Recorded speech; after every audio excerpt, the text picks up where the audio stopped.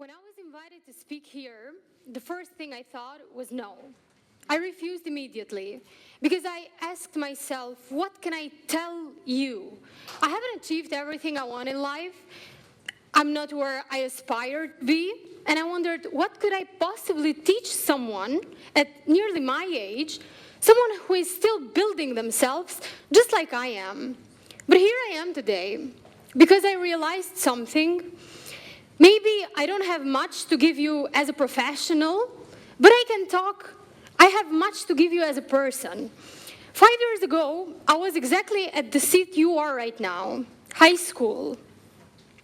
An age where everything feels urgent, final, and a little chaotic. I had questions waiting in my mind. Should I study here, abroad? Which path should I take?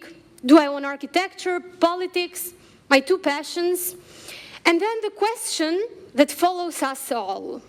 Will I ever be good enough? This is the most human question that exists. And it's the question that makes every teenage pause, think, and feel afraid. Because we grow up in a world where everything is measured. Grades, appearance, skills, followers on social media, and without realizing it, we begin to think that worth is measured too. But the truth is this. The fear of failure is the fear that we are taught, not the fear that we should have. Because failure is not defeat. Failure is an evidence that you are moving, trying, and experimenting. Think about all the things you have learned in life, reading, walking, functioning as a person. You learn them all by making mistakes. To take risks means temporarily losing footing, but not to take them means losing yourself. Failure is not a stain, but our map. And a map is not a shame. It's a guidance. The world doesn't ask if you're ready, but you choose to be ready or not. And for that, we need to understand something fundamental. Life works in cycles. From the moment we are born, life forces us to adapt. We don't realize it at first, but we've been doing it all along. When we enter kindergarten, for the first time we separate from home, from familiar people, from our small routines. And we must learn to live with other children, with new rules. And we learn to live in a world larger than the rooms of our room, the walls of our room. This is the first major cycle of adaptation. Then we enter school. Parents are not there. Teachers have other expectations. We must learn to sit at a desk, to listen, to collaborate, to face the pressure of great society and the expectations that grow along with us. A new cycle, a new version of ourselves. Then comes high school. Interests change, people around us change, our identity changes. The whole world seems to awaken at the same time, and everybody is searching for their place. And this is the scariest form of adaptation, when even ourselves are unclear. Then we grow up. We start entering relationships, jobs, new roles, and sometimes the cycle starts over. Because that's how life works. It moves you, challenges you, expands your horizon, and asks you to adapt again. Our society works the same way. We live in a country where politics change frequently, when social realities shift, where challenges grow and transform. And we have two choices. Either to adapt, or in another case, to protest, to react in the way we believe it's the best for us.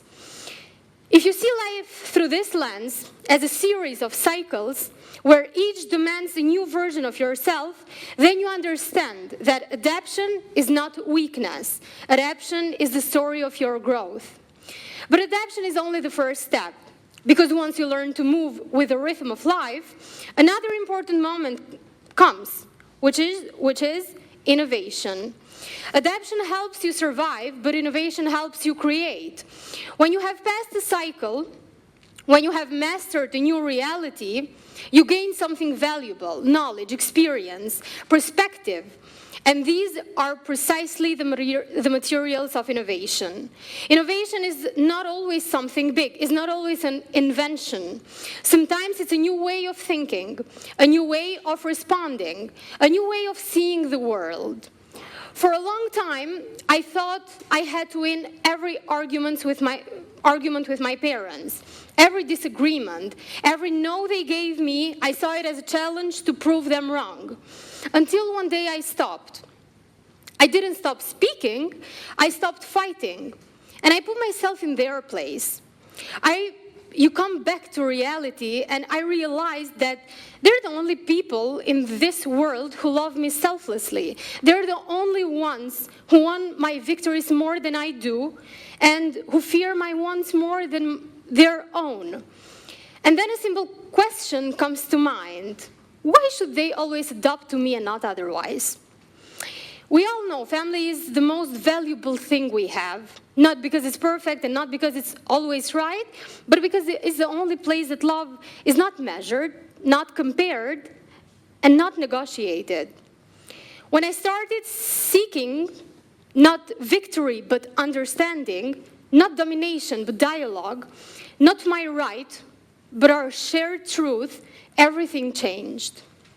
Yelling faded, anger softened, noise turned into conversation. Our home became calmer, not because someone won, but because both sides grew.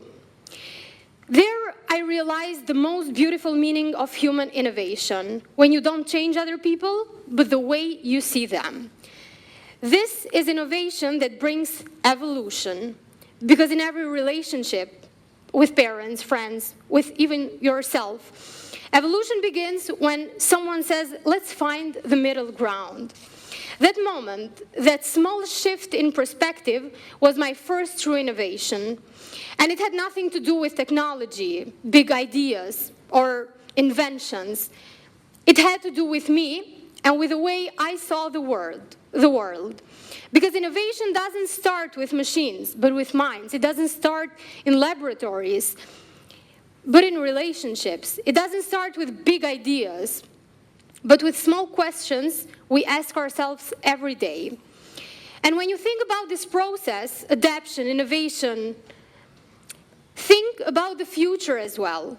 Because every step you take today, every choice you make, every new way of thinking you adopt is a stone you place in the foundation of your bright future. Thank you.